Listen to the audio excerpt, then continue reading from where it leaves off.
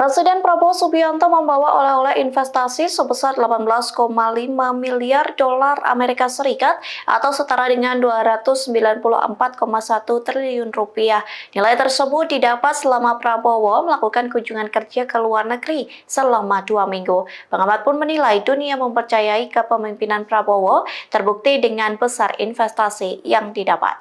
Dikutip dari tribunnews.com, hal itu disampaikan peneliti Institute for Demographic and Influence Study yakni Muhammad Anwar.